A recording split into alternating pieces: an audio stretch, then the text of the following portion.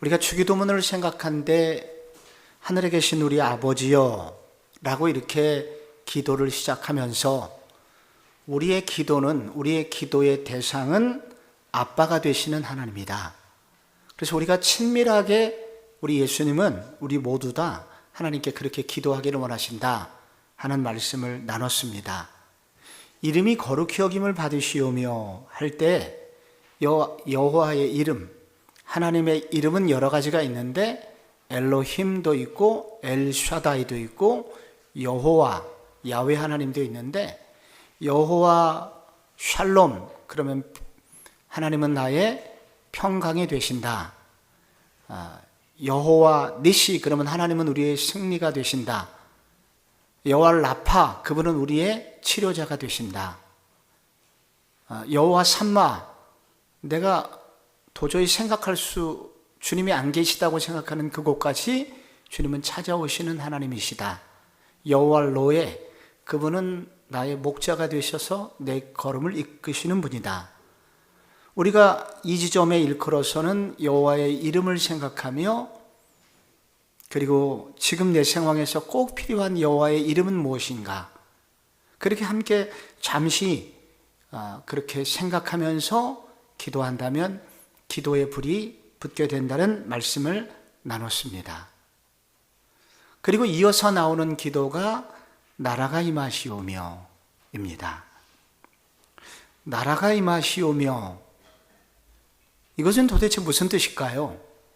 우리가 늘 주기도문을 외우고 있는데 나라가 임하시오며, 이 부분에 대해서 놀랍게 몇 분에게 제가 물어봤더니 놀랍게 전혀 원치 않는, 생각지 않은 그런 대답이 나왔습니다. 나라가 임하시오며, 이게 무슨 뜻이에요? 이게 나라가 임하시오면은 원문에는 조금 더 자세히 나왔는데 당신의 나라가 임하소서, 그렇게 되어 있습니다. 그래서 영어 성경에는 Your kingdom come 이렇게 나와 있습니다. 여기 킹덤, 그 나라라고 하는 킹덤은 킹이라는 왕과 덤은 그 영토를 말하는데, 왕이 다스리는, 왕의 통치가 미치는 영토라는 그런 뜻입니다. 그래서 하나님의 나라 그러면은 이거를 한자로 쓰면은 하늘천 나라국, 그게 천국이 되는 거예요. 천국이 임하소서, 그런 뜻입니다. 근데 이 천국이라고 그럴 때 우리는 보통 죽어서 가는 천국을 많이 생각하는데, 성경에서는 천국 그러면은 하나님이 다스리시는 영역을 천국이라고 그럽니다. 나라를 이루는 3요소가 있잖아요. 국민, 영토, 주권, 세 가지가 있는데 이 중에서 제일 중요한 건 뭐냐면은, 성경에서 제일 중요한 것은 주권입니다. 그래서 천국이라고 그럴 때 제일 중요한 것은 하나님의 주권적 통치가 임하는 영역, 그게 하나님의 나라고 그게 천국입니다. 그래서 하나님이 나를 지금 완전히 다스리고 있는 상태라면 지금 내 안에 천국이 임한 것이죠. 그래서 당신의 나라가 임하소서라는 이 기도는 주님의 통치를 받게 하소서, 그런 뜻이고, 혹은 주님이 통치하시는 영역이 확대되게 하소서라는 그런 뜻을 가지고 있습니다. 한 번만 따라해 볼까요? 주님의 통치를 받게 하소서. 주님이 통치하시는 영역이 확대되게 하소서. 이게 그런 뜻이라는 거예요. 그런데 이 기도가 왜 필요하게 되었을까요? 그것은 주님의 통치를 거부하는 사람이나 그런 지역이 있다는 것을 전제하고 있습니다. 원래 모든 인류는 하나님의 통치를 받았습니다. 그런데 아담의 타락 이후에 하나님의 통치가 거부되었죠. 하나님이 천지를 창조하셨고 천지 창조의 핵심은 하나님의 형상을 닮은 인간이었습니다. 그런데 하나님은 아담을 창조하셨고 그 인간을 하나님의 대리자로 세우셨습니다. 그 인간에게 하나님은 피조물임을 기억하게 만드는 선악과를 먹지 말라는 계명을 주셨습니다. 아담이 그것을 잘 지켰을 때 하나님의 통치가 임하였고 에덴 동산은 천국이 되었습니다. 그런데 사단이 유혹을 했고 아담이 사단의 유혹에 넘어갔습니다. 왜 넘어갔을까요? 창세기 3장 5절 읽어볼게요. 너희가 그것을 먹는 날에는 너희 눈이 밝아져 하나님과 같이 되어 선악을 알 줄 하나님이 아심이니라. 여기 여러 구절이 중요한데 여기서 여러분 보시기에 조금 중요하다고 생각되는 부분을 밑줄 친다면 어느 부분이십니까? 하나님과 같이 되어. 하나님과 같이 되어 라는 부분이 참 중요해요. 그들은 아담과 하와는 왜 선악과를 먹었냐면 유혹을 받았는데 그 유혹의 핵심은 하나님처럼 되고 싶었다는 겁니다. 즉 하나님의 통치를 거부하고 결국 사탄의 통치를 받게 된 것이죠. 바로 그때 생긴 일이 있는데 하나님과 분리가 됩니다. 그때 죽음이 오는데 그때 죽음은 어떤 죽음이냐면 영사, 그들의 영이 죽어요. 여기서 영이라는 것은 하나님과의 교제가 끊어졌다는 말입니다. 이걸 영사라고 그래요. 그리고 그들은 육체도 죽게 돼요. 점점점 늙게 되고 병이 들어오게 되고 죽게 됩니다. 육사. 그리고 만약에 그대로 그 모습 그대로 회개 없이 살아간다면 영사, 영원한 죽음에 이르게 되죠. 그래서 이 죽음이라는 것은 하나님과의 분리로부터 오는, 하나님과의 관계 단절로부터 오는 상태에 빠지게 됩니다. 그 결과 하나님의 모든 부유함으로부터 분리돼서 이제는 자기의 능력으로만 살게 되었습니다. 그 후 싸움이라는 게 생겼고, 자연계는 인간의 말을 듣지 않게 되었고, 자식들끼리 살육의 아픔을 당하게 되었습니다. 하나님과의 관계가 끊어지자 그들의 능력으로만 살아가게 되었을 때, 여러분 어떻게 되었느냐를 대표적으로 잘 보여주는 성경이 누가복음 15장입니다. 여기 어떤 아버지와 아들의 비유가 나옵니다. 우리는 그를 탕자라고 부르죠. 그는 아버지의 품을 떠났습니다. 독립을 선언했습니다. 그 얘기는 앞으로 나는 내가 가지고 있는 자원만으로 살 거요 라는 독립선언을 한 겁니다. 그리고 집을 나갔습니다. 그리고 얼마 후에 재산을 다 날렸습니다. 그는 최악의 가난을 당했고 돼지가 먹는 쥐염 열매를 먹기 위해서 돼지와 경쟁을 벌였습니다.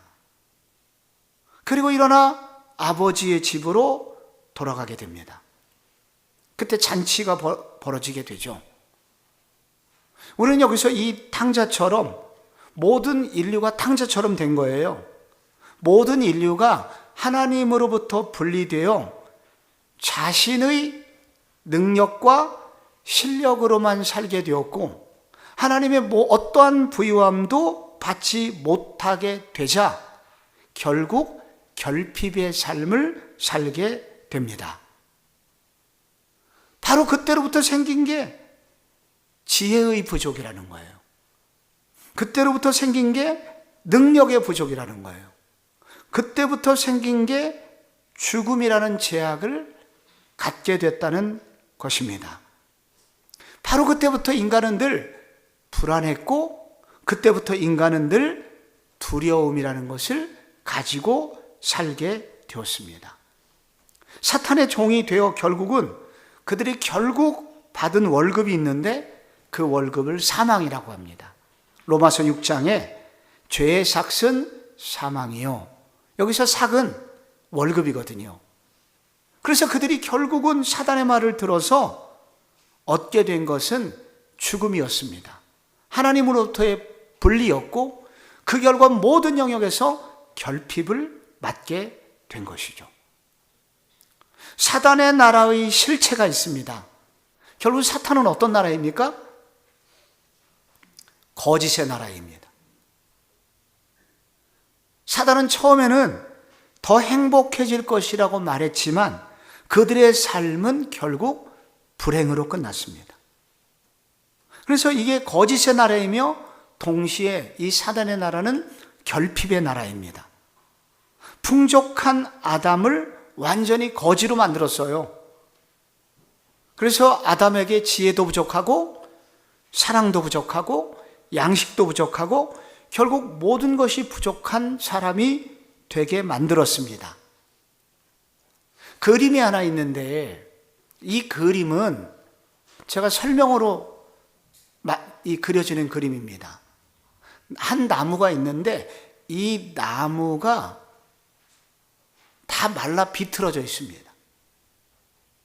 왜 그런가 봤더니 이 나무는 그림에 보니까 이 나무는 뿌리가 뽑혀져 있습니다.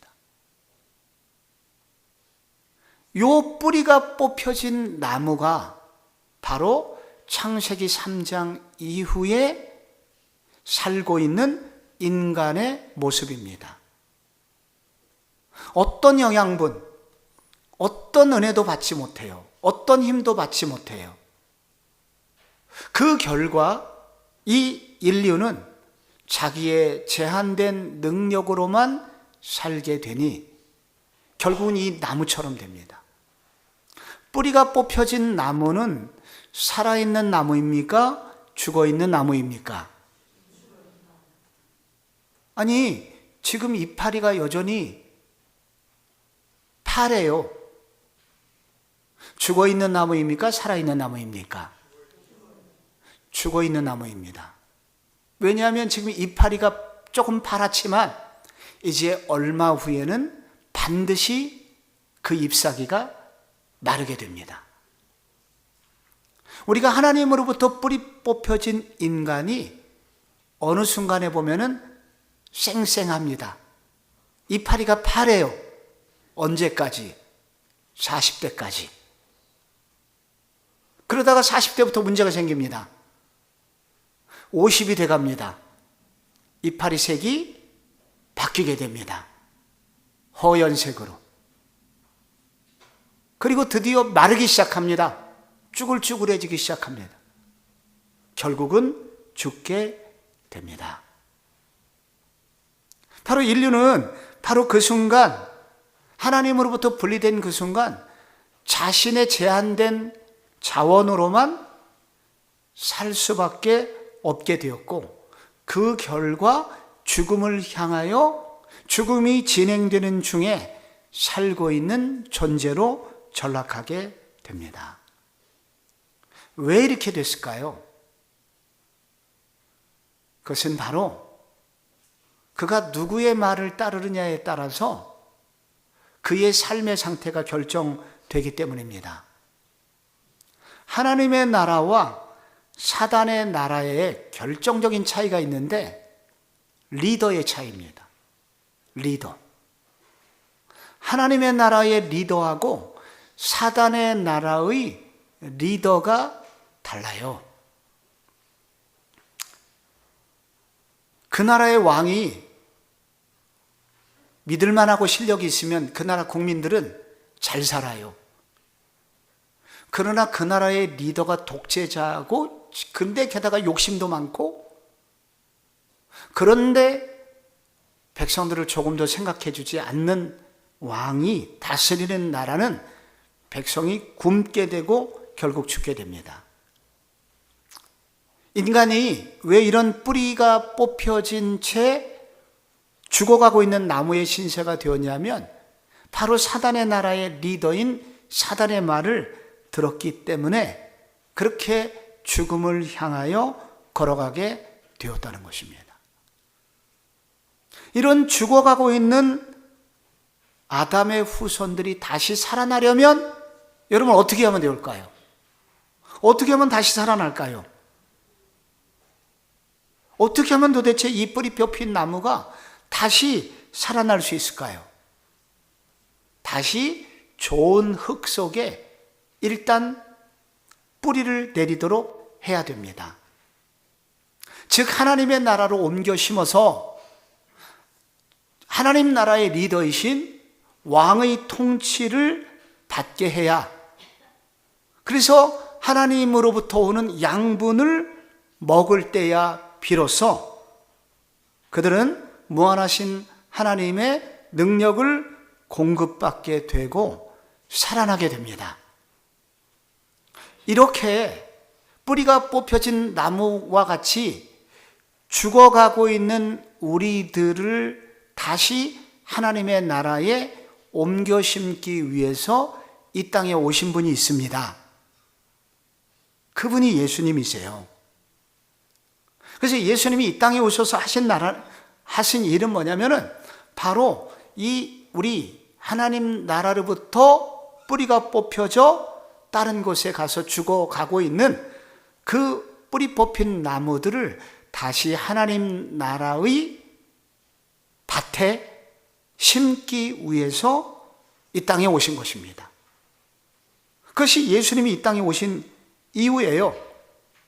그래서 예수님은 바로 그 죽어가고 있는 나무들을 다시 하나님 나라의 밭에 옮겨 심음으로써 하나씩 하나씩 살려내는 일을 하게 됐는데, 그래서 점점 그들이 다시 하나님 나라의 영양분을 받고 살아나는 일이 일어나도록 하는 것, 그것이 바로 예수님이 가져온 하나님 나라입니다. 그래서 제자들에게 당신의 나라가 임하시옵소서라고 기도를 하라고 한 것은 바로 그렇게 하나님 나라 죽어가던 뿌리째 뽑힌 나무들이 다시 하나님의 밭에 옮겨 심겨져서 다시 당신의 나라가 임하셔서 그들이 살아나는 일이 일어나게 하소서라는 그런 뜻인 것입니다. 여러분, 예수를 믿게 되면은 우리가 받는 선물이 있습니다. 무슨 선물을 받게 되죠? 영생을 얻게 돼요. 영생을 얻게 된다는 그 말은 영생, 우리 한국말로 한자로 영생은 어떤 뜻이에요? 영원한 생명이잖아요. 헬라어가 똑같습니다. 조엔 아이온. 이건 먼저 생명이 먼저 나오고 뒤에 영원한이 나오는데 이게 바로 영생이에요. 이게 바로 이 영원한 삶인데, 영원한 생명인데, 근데 이 성경에 나오는 영생이라고 하는 것은 그냥 앞으로 오래 산다는 뜻도 있지만 더 중요한 뜻이 있어요. 하나님의 생명이 스며들어와서 하나님의 통치를 받는 삶, 하나님의 통치를 받는 삶인데 바로 하나님의 생명이 스며들어와서 하나님의 능력으로, 하나님의 생명으로 살아가는 삶, 이거를 영생이라고 그래요. 다시 한번요. 영생이라는 것은 나 오래 산다는 그런 뜻이 개념이 있어요. 근데 진짜 성경에서 중요한 개념은 뭐냐면 단지 오래 사는 게 아니라 하나님이 주시는 능력으로 사는 삶, 하나님이 주시는 생명을 부여받고 사는 삶, 하나님의 통치를 받고 사는 삶, 이게 바로 영생인 것입니다. 그래서 예수님께서 내가 너에게 영생을 주노니 영원히 멸망치 아니할 터이요. 여러분, 지옥도 영원히 살아요. 근데 그건 영생이라고 하지 않습니다. 천국에서 사는 삶만 영생이라고 그래요. 하나님의 통치를 받으며 하나님으로부터 오는 생명과 하나님으로부터 오는 능력을 공급받으면서 사는 삶, 그런 영생을 얻게 된다는 거예요. 그래서 이와 같은 영생, 하나님의 통치를 받는 삶을 살게 하소서 하는 기도를 일컬어 당신의 나라가 임하시옵소서라는 기도라는 거예요. 여러분, 예수님께서 이 땅에 오셔서 하신 일이 하나님의 나라를 세우는 것이었습니다. 쓰러진 나무들을 다시 하나님의 밭에 옮겨 심는 것이었습니다. 어떻게 그러면은 쓰러진 나무가 하나님의 밭에 다시 심겨질 수 있는가? 우리 인간들이 어떻게 심겨질까요? 어떻게 다시 하나님의 은혜를 받게 될까요? 예수님 맨 처음 첫 번째 설교가 뭐냐면은 마가복음 1장 15절입니다. 때가 찼고 하나님의 나라가 가까이 왔으니 그 다음에 어떻게 됩니까? 회개하고 복음을 믿어라. 여러분, 어떻게 하나님의 나라 안에 우리가 다시 심겨지게 되냐면 거기 방법이 나와요. 첫째 회개, 두 번째 믿음입니다. 회개하고 복음을 믿을 때, 우리에게 하나님 나라가 임하는 것이고, 그때 바로 우리는 하나님이 주시는 능력으로 살기 시작합니다. 예수님께서 이 설교를 하고 하루 종일 사역을 하시는 중에 안식일이 돼서 회당에 들어가서 복음을 전하는데 거기 귀신 들려 떨고 있는 사람이 있었습니다. 예수님께서 말씀을 전하실 때 그 말씀이 얼마나 권능이 있는지 그 말씀을 듣고 그가 새로워집니다. 귀신이 떠나가게 됩니다. 그리고 완전히 새로운 삶을 살게 됩니다. 예수님이 가져온 하나님의 나라는 뭐냐면은 그동안 사단의 통치를 받고 있던 사람에게서 예수 하나님의 말씀을 들을 때 회개하고 복음을 믿으면 무슨 일이 생기냐면 우리 속에 예수님이 다스리기 시작하기 때문에 우리 속에 있는 어둠의 영인 사단은 쫓겨나가게 되고 예수님이 다스리시니 생명의 나라, 빛의 나라가 임하게 된다는 뜻입니다. 그때 바로 바로 살아계신 생명이신 그리스도가 하나님의 나라를 이 귀신 들린 사람 속에 심겨주게 된 것입니다. 이렇게 하나님의 나라가 임하게 되자 귀신은 떠나가게 되고 그에게 새로운 인생이 시작이 됩니다. 마가복음 2장에 보면은 중풍병자가 나오잖아요. 친구들이 침상에 움직일 수 없는 그 친구를 침상에 뉘고 내 친구가 그를 예수님께 데리고 옵니다. 예수님 그에게 말씀하십니다. 내 죄사함을 받았느니라. 그때 이 사람이 벌떡 일어나서 그 침상을 가지고 집으로 돌아갔습니다.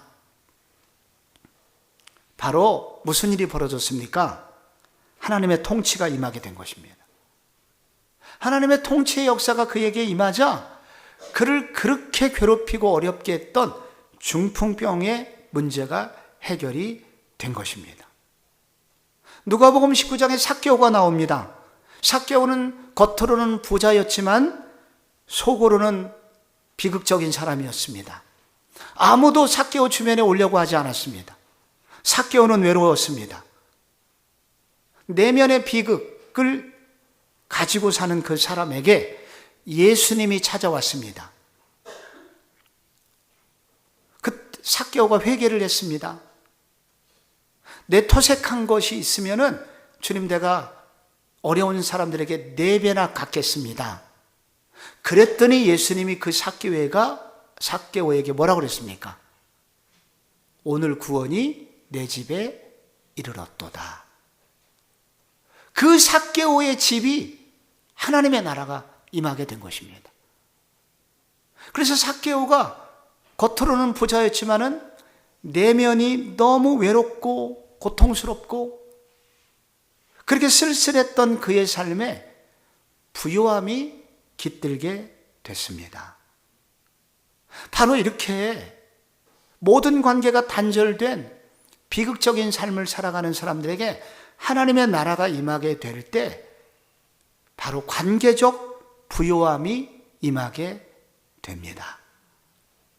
풍랑이는 사건 속에서도 배가 깨어질 위기에 있는 상황 속에서 예수님이 일어나셔서 잠잠하라 고요하라 했더니 풍랑이 멈췄습니다. 깨어질 것 같은 인생 한가운데 있는 사람들에게 하나님의 나라가 임하게 되면 위기를 벗어나고 인생의 새 아침을 살 수 있는 은혜를 받게 됩니다. 바로 예수님이 이 땅에 오셔서 하신 일은 무엇이에요? 하나님의 나라를 세운 것입니다. 위기를 만난 사람들, 자신의 제한된 자원으로만 살다 보니 최악의 결핍 속에 있는 사람들에게 찾아오셔서 바로 하나님 나라를 세워주신 것입니다. 다른 말로 그들을 하나님 나라라는 밭으로 다시 다 옮겨 심으셔서 그들 모두 다시 살 수 있도록 해주셨다는 것입니다.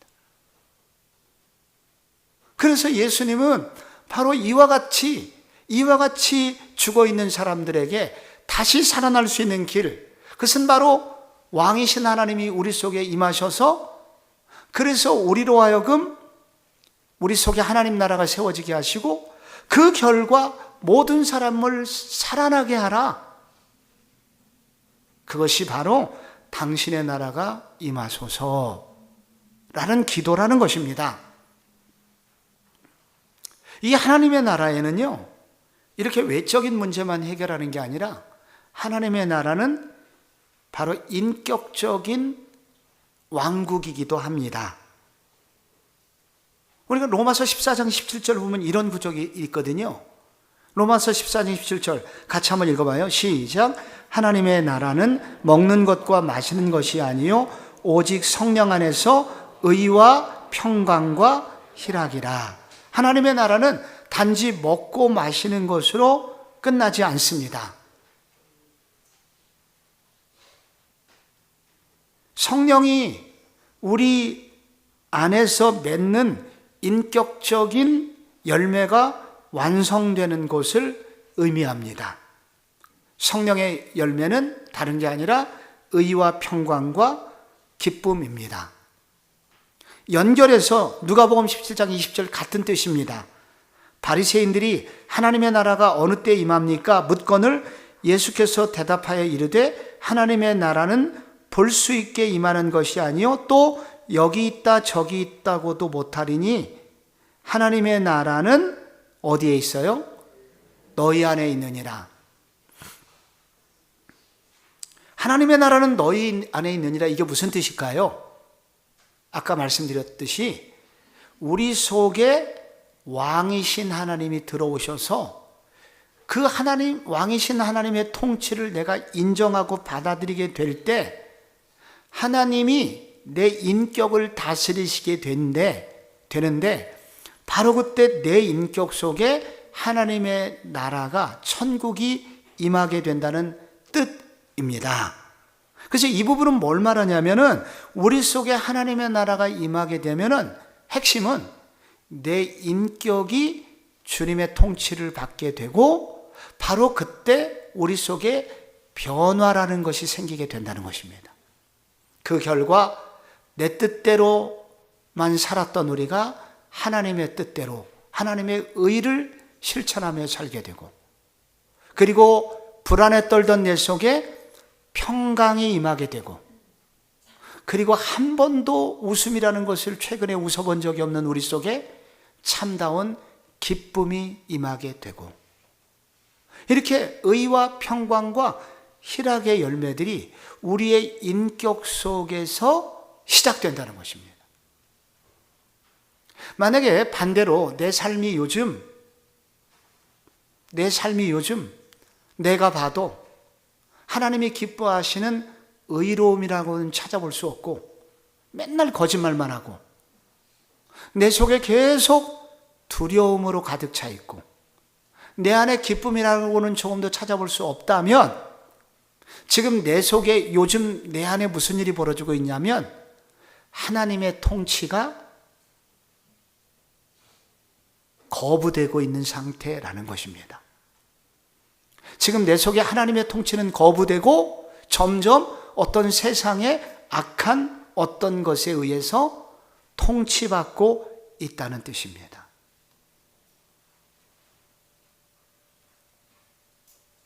이게 스님들이 종종 아는 체 하면서 하나님의 나라는 천국은 여기 있다 저기 있는 것이 아니라 성경에도 네 안에 있느니라 라고 말하지 않았느냐 하면서 아는 체를 합니다. 너무 고통스럽습니다. 이거는 일부분 하나님 나라의 한 면을 설명하는 것입니다. 근데 이 부분에서 되게 중요한 건 뭐냐면은 우리의 인격 속에 하나님의 나라가 임한다는 것이고 인격 속에 하나님의 나라가 임하게 될 때 의와 평강과 희락뿐 아니라 성령의 9가지 열매들이 맺히기 시작한다는 것입니다. 다시 그림으로 설명하면 뿌리채 뽑혀진 나무가 열매를 맺은 소망은 0%였는데 이 나무가 하나님의 나라의 밭에 옮겨 씹혀지면서 다시 푸르름이 회복되고 그리고 일정한 시간이 흐르니 놀랍게 거기서 열매가 맺혀지기 시작합니다. 그렇게 그런 일들이 우리 속에 하나님 나라, 내 인격 속에 하나님의 통치가 임하게 되면 내 인격이 바뀌게 됩니다. 그래서 당신의 나라가 임하소서라는 기도는 무슨 뜻이냐면 주님, 내 인격이 주님을 닮아 주님의 통치를 받아 성령의 열매를 맺는 인격적인 열매를 맺어가는 사람이 되게 하여 주옵소서라고 기도하라는 거예요. 내 인격 속에 살아계신 하나님의 은혜와 주님이 주시는 그런 부유함을 가지고 그 부유함으로부터 오는 영양분을 먹고 내 속에 있는 악한 인격 사라지고 거짓된 인격 줄어들고 의와 평강과 희락으로 대표되는 이 아름다운 인격의 열매들을 맺으며 살게 하소서라고 기도해라. 당신의 나라가 임하소서라고 기도를 하라고 가르쳐 주셨습니다. 하나님의 나라에는요 또 하나의 특성이 있는데 하나는 확장성이고 하나는 팽창성입니다. 같은 얘기예요. 하나님의 나라를 얘기할 때 예수님께서 겨자씨 비유를 하셨습니다. 근데 이 겨자씨 얘기를 할 때 모든 씨보다 작은 것이로되 자라면 풀보다 커서 공중의 새들이 와서 깃드느니라 라고 말씀하셨습니다. 겨자씨는 콩의 100분의 1조각 정도 됩니다. 매우 작아요. 보일 듯 말 듯. 근데 이 겨자씨가 심겨지면은 평균 3m에서 4m 정도의 나무로 자라게 되는데 공중의 새들이 와서 깃들게 된다고 합니다. 우선 이 새들은 누구를 의미하냐면 성경은 그 새들을 일컬어서 열방, 다른 나라라고 그래요. 혹은 새들은 나그네들입니다. 그래서 집이 없잖아요. 그래서 하나님 나라는 겨자씨와 같고 매우 작은 보잘것없는 사람처럼 보였는데 하나님의 나라가 임하면 어떻게 되냐면은 놀랍게 성장해서 나그네들을 먹여 살릴 수 있는 사람이 되고 열국의 나라들도 먹여 살리는 그런 사람으로 자라나게 된다는 뜻입니다. 이런 일이 일어난다는 거예요. 안산은 지금도 공단이지만 30년 전, 40년 전에는 반월공단, 안산, 시화공단 다 연결돼서 다 공단이었습니다. 시골 마을이 막 변경돼 갖고 거기 한 믿음 좋은 신학교를 졸업한 어느 목사님께서 그 시골 마을에 개척을 하셨죠. 2명으로 시작했습니다. 2명. 반지하에 2명이 모여서 사과 궤장 놓고 예배를 드렸습니다. 그분이 명문대학을 나왔거든요. 친구들이 찾아왔습니다. 야, 나 실망했다. 야, 너 그렇게 공부해가지고 너 이걸 교회라고 지금 하고 있는 거야? 그랬습니다. 근데 1년 후에 가보니까 그 교회 98명 모여요. 그리고 그 교회가 10년쯤 됐을 때 그 교회에서 학교를 시작했습니다. 그게 안산 동산고등학교예요. 경기도에서 다 그 학교 가려고 안산 근처로 이사를 옵니다. 자녀 교육을 위해서. 2만 명 모이는 교회가 됐어요. 수많은 일을 하고 있어요. 우리 교회에서 부흥회도 하셨던 김인중 목사님 안산 동산교회 이야기입니다. 하나님의 나라는 그런 거예요.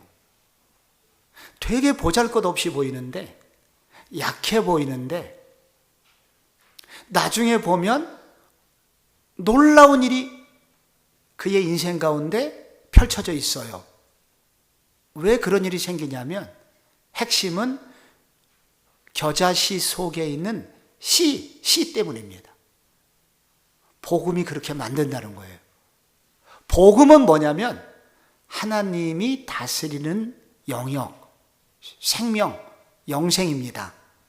하나님이 다스리시는 영역, 그 씨가 들어가게 될 때 겨자씨 같이 놀라운 확장성이 생긴다는 것입니다. 당신의 나라가 임하소서, 나에게, 내 자녀에게 당신의 나라가 임하소서라고 기도하라는 거예요. 지금은 비록 겨자씨처럼 보이지만 그 안에 생명이 있을 때 하나님은 그 가운데 이렇게 놀라운 확장성이 있는 그런 삶을 살도록 축복해 주신다는 거예요. 또 하나 팽창성입니다. 예수님이 그 비유와 함께 말씀하신 게 가루 서말 속에 넣은 누룩과 같다. 가루 서말에 누룩을 넣으면 장정, 군인 200명에서 300명이 식사를 할 수 있는 양이에요. 어마어마한 양이 됩니다. 근데 누룩이 하는 일은 뭐냐면 그 밀가루의 성분을 변화시키는 겁니다. 화학적 변화죠.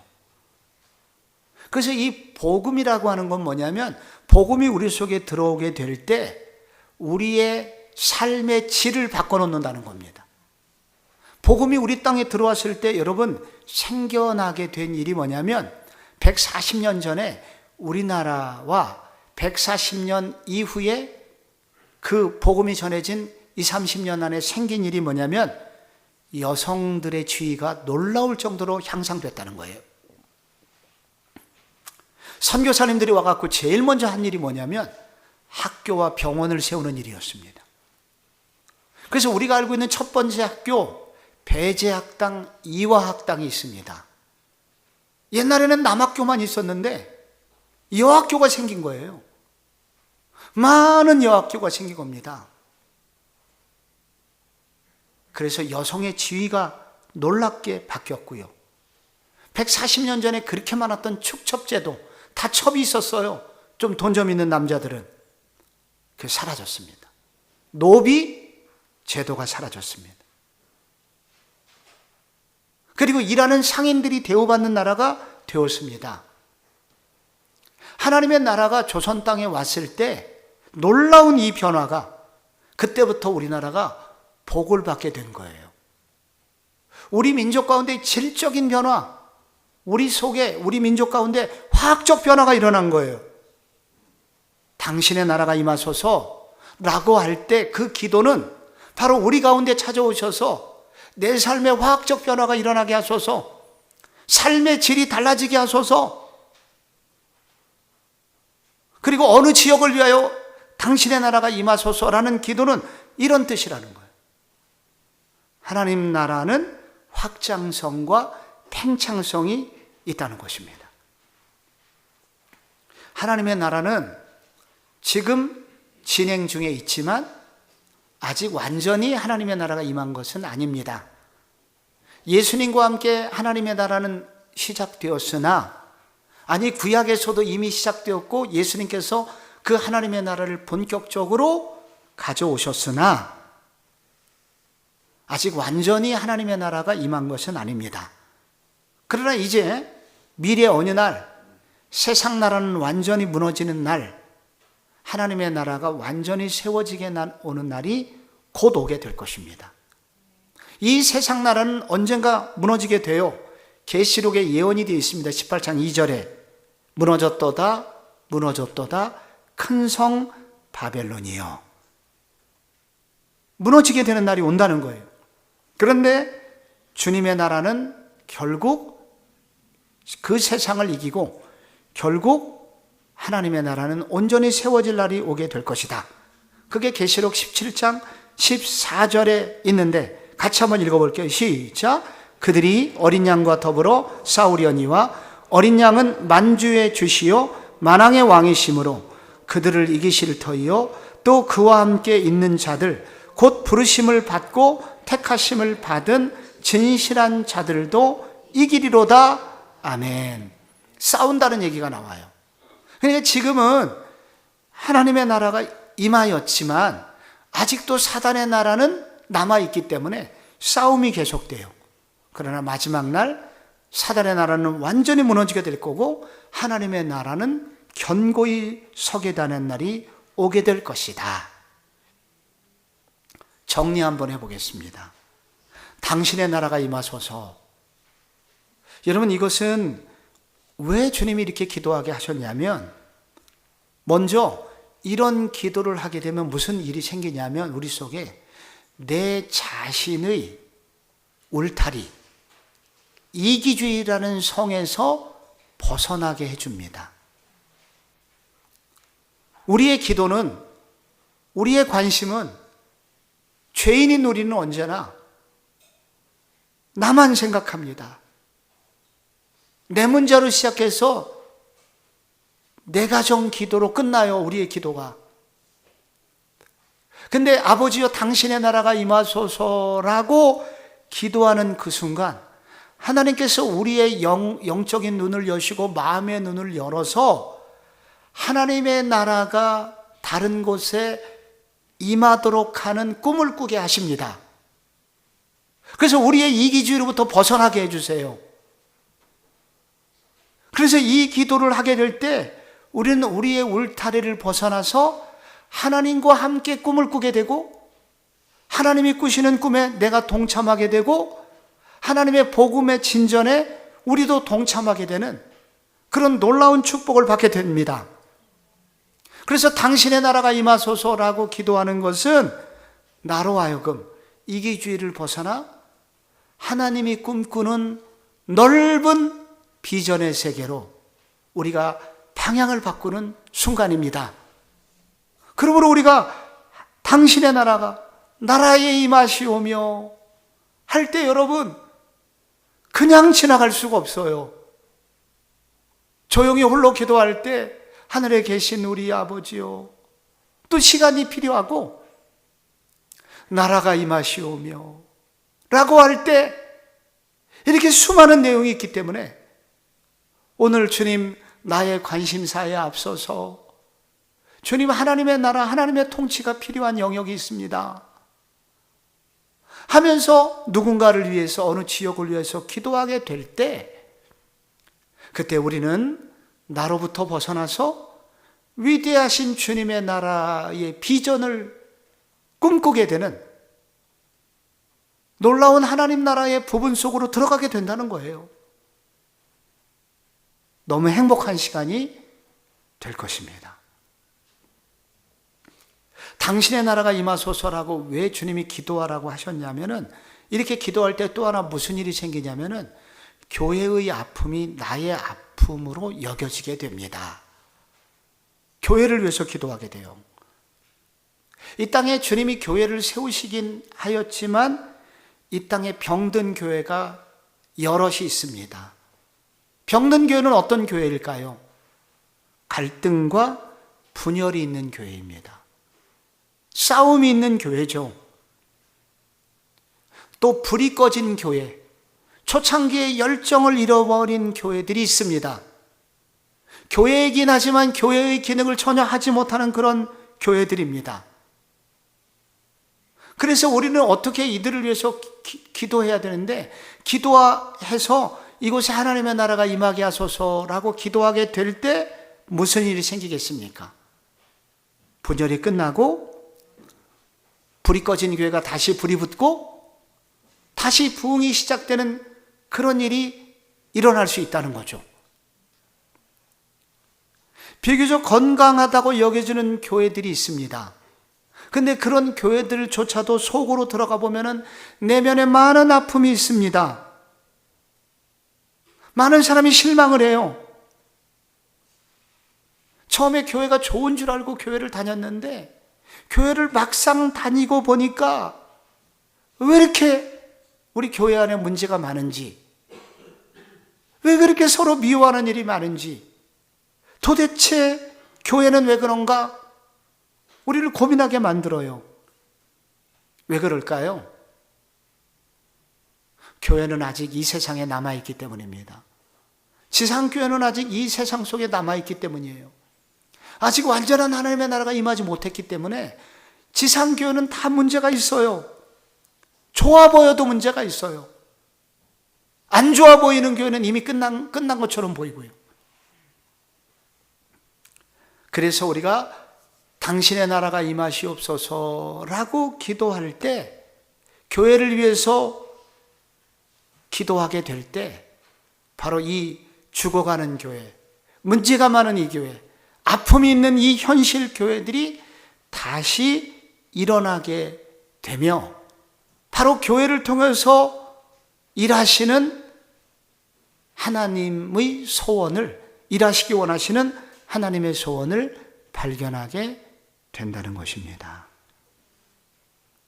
당신의 나라가 임하소서라고 이렇게 기도할 때 우리는 자연스럽게 복음 전파에 관심을 가지게 됩니다.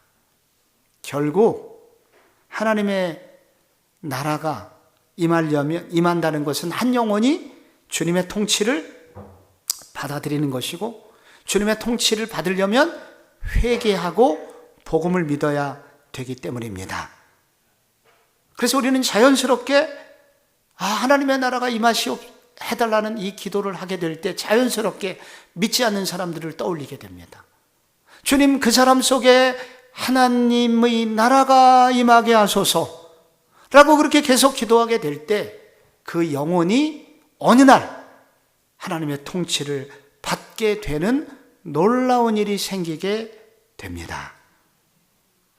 그리고 우리가 이 기도를 할 때 마지막으로 이 나라 구석구석에 관심을 가지게 됩니다. 왜냐하면 우리 조국은 요즘 안 아픈 곳이 없습니다. 상처투성이입니다. 우리 조국에 많은 모습이 있지만은 그 중에 우리 가정이 요즘 너무 많이 아픕니다. 한국 사회의 가정들이 수없이 깨져나가고 있습니다. 그래서 우리가 기도할 때 주여 당신의 나라가 가정에 임하여야 됩니다. 깨어진 가족들, 그리고 깨어져가는 자녀들, 무너져가는 자녀들이 회복되도록 기도할 필요를 느끼게 만들어줍니다. 이 사회가 분열의 아픔을 겪고 있습니다. 하나님의 나라가 임한다면 달라질 것입니다. 이 나라 정치, 경제, 교육 다 아픕니다. 이곳에 하나님의 나라가 임하면 달라지게 될 것입니다. 이런 관심을 가지게 됩니다. 하늘에 계신 우리 아버지요,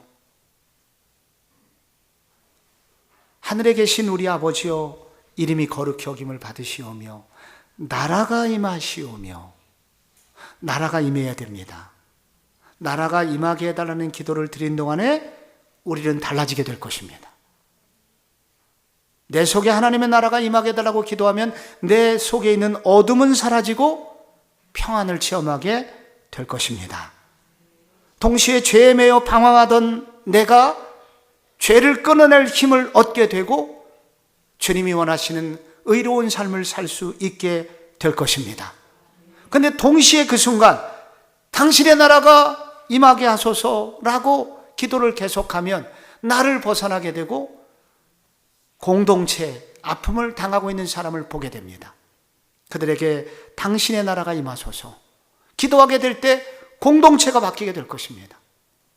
그리고 조금 더 눈을 열어 계속 기도하다 보면 이 땅의 아픈 가정, 아픈 이 나라, 아픈 이 민족을 바라보게 될 것입니다.